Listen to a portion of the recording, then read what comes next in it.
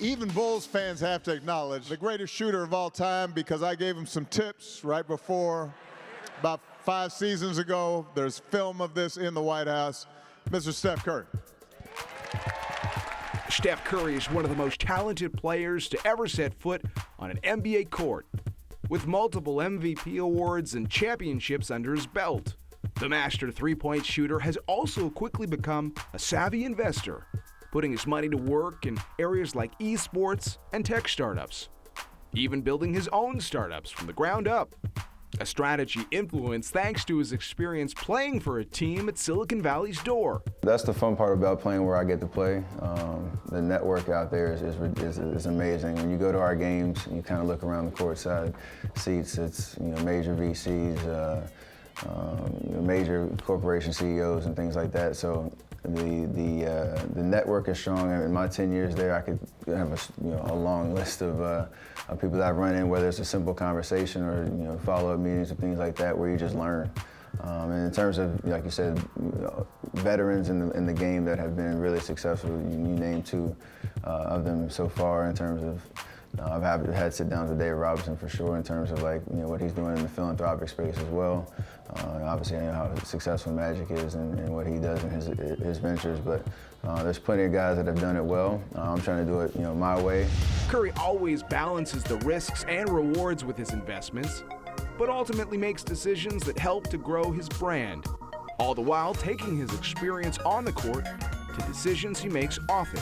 In terms of just looking obviously at founders and their track records, we want to try to make sound judgments and build that credibility and sustainability early in our investment strategy. And in terms of finding companies that have strong market traction, doing our due diligence, and really the approach that I have on the basketball court in terms of trying to be the hardest workers in the room.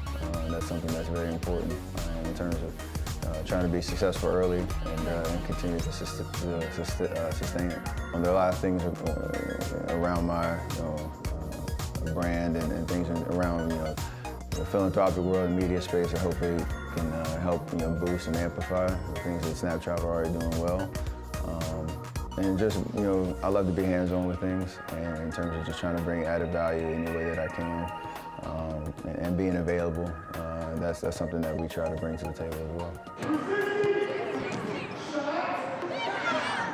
Curry also understands the need to stay connected with his fans, taking quick action to address a young fan's displeasure with the lack of sizes and colors his sneaker had for young girls.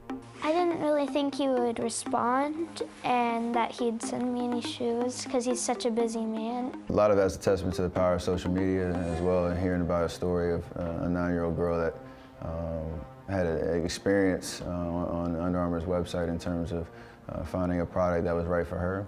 I was made aware of it, and it helped us get better as a business and try to improve that consumer experience. And it was an amazing opportunity to kind of again get better, and for us and for Riley Morrison out of Napa, who kind of called us to action.